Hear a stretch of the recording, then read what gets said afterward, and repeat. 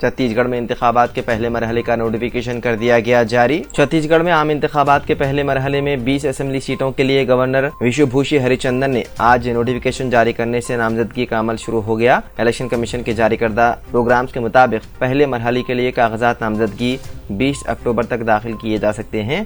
کاغذات نامزدگی کی جانچ پڑتال 21 اکتوبر کو ہوگی اور 23 اکتوبر تک نام واپس لیے جا سکتے ہیں۔ ووٹنگ 7 نومبر کو ہوگی اور ووٹوں کی گنتی 3 دسمبر کو کی جائے گی۔ جامع مسجد سری نگر میں ایک دفعہ پھر نماز جمعہ ادا کرنے کی نہیں دی گئی اجازت۔ انجمن اوقاف جامع مسجد سری نگر نے اس بات پر شدید افسوس اور حیرت کا اظہار کیا کہ ریاستی انتظامیہ نے ایک بار پھر آج تاریخی جامع مسجد سری نگر میں نماز جمعہ کی ادائیگی پر قدغن عائد کر دی۔ اوقاف نے کہا کہ ریاستی انتظامیہ کی طرف سے صبح سے ہی جامع مسجد کے تمام دروازے بند کر دیے گئے اور اوقاف کی انتظامیہ کو مطلع کیا کہ آج نماز جمعہ کی ادائیگی نہیں ہوگی۔ آندھرا پردیش ہائی کورٹ نے جمعے کو سابق وزیر اعلیٰ این چندرا بابو نائیڈو کو انگالو تشدد کیس میں قبل از ضمانت گرفتاری کی درخواست منظور کر لی۔ اس طرح نائیڈو کو عدالت عالیہ کی جانب سے پیشگی ضمانت مل گئی۔ عدالت نے تلگو دیشم پارٹی کے سربراہ چندرا بابو نائیڈو کو 1 لاکھ روپے کے شخصی مچلکے پر پیشگی ضمانت دی۔ جسٹس کے سریش ریڈی جنہوں نے جمعرات کو فیصلہ محفوظ کر لیا تھا، جمعے کے روز فیصلہ سنایا۔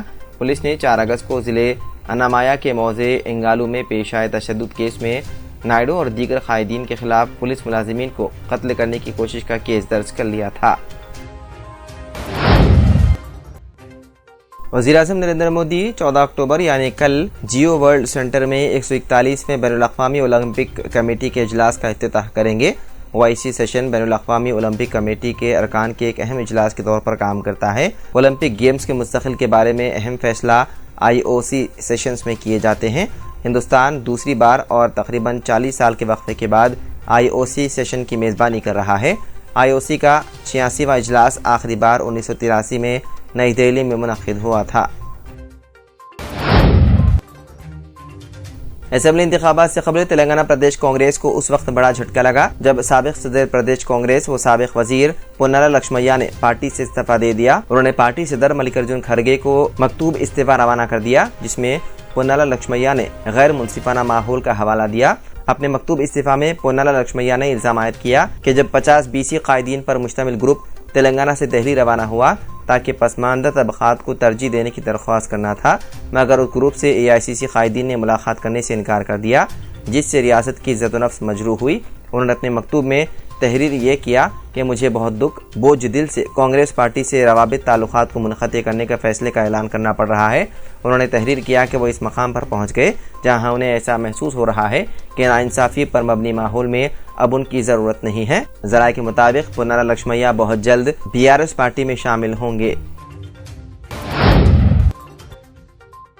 غزہ پر ہفتے سے جاری اسرائیلی بمباری میں شہید فلسطینیوں کی تعداد 1537 ہو گئی ہے، جبکہ 6268 افراد زخمی ہیں اور 3 لاکھ افراد بے گھر ہو چکے ہیں۔ وہیں دوسری جانب حماس کے طوفان الاقصی آپریشن میں اسرائیلی ہلاکتوں کی تعداد 1300 ہو گئی ہے اور 2800 شہریوں کے زخمی ہونے کی تصدیق ہے۔ اسرائیلی افواج مشتعل ہو کر وحشیانہ اقدامات پر اتر آئی ہے اور اس نے ہفتے سے غزہ پر بمباری شروع کی ہوئی ہے، جس میں رہائشی عمارتوں کو بھی نشانہ بنایا جا رہا ہے۔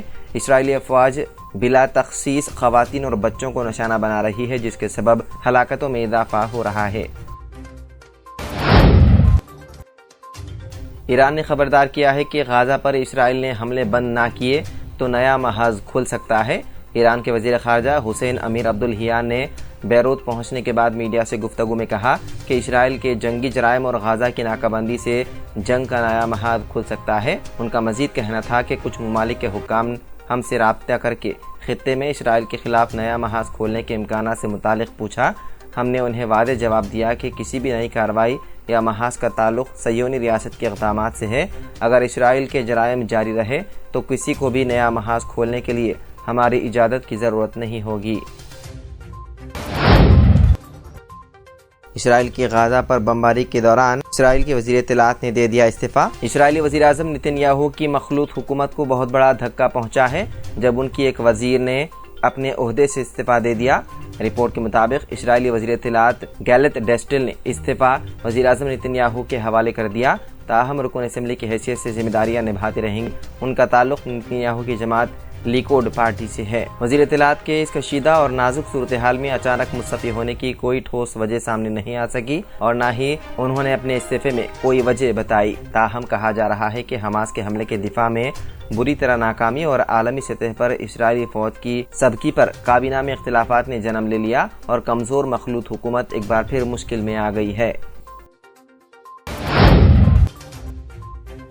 اسرائیل کا تمام شہریوں کو شمالی غزہ چھوڑنے کے لیے 24 گھنٹے کا الٹیمیٹم۔ اسرائیلی فوج نے 24 گھنٹے کے اندر تمام 10 لاکھ سے زائد شہریوں کو شمالی غزہ چھوڑ کر جنوبی غزہ چلے جانے کا الٹیمیٹم دے دیا، جبکہ تل ابیب کے متوقع زمینی حملے سے قبل ٹینک غزہ کی پٹی کے قریب پہنچ گئے۔ رپورٹ کے مطابق اسرائیلی وزیر دفاع یوگلینٹ نے جمعرات کو کہا تھا کہ یہ جنگ کا وقت ہے۔ اسرائیل کی جانب سے غزہ پر بھاری بمباری جاری ہے، جس کے نتیجے میں 1500 سے زیادہ افراد جاں بحق ہو گئے ہیں۔ اسرائیلی فوج نے کہا کہ وہ آنے والے دنوں میں غزہ شہر میں نمایاں آپریشن کریں گے اور شہری تبھی واپس جا سکیں گے جب بعد میں اعلان کیا جائے گا۔ سویڈن میں سال 2020 میں قرآن پاک کی بے حرمتی کرنے والے ملعون شخص کو مجرم قرار دے دیا گیا۔ سویڈن کی عدالت نے ملعون کو سال 2020 میں قرآن پاک کی بے حرمتی کے ذریعے نسلی منافرت بھڑکانے کے الزام میں مجرم قرار دیا۔ یہ پہلا موقع ہے جب سویڈن کی عدالتی نظام نے قرآن مجید کی بے حرمتی کے الزام میں مقدمہ چلایا۔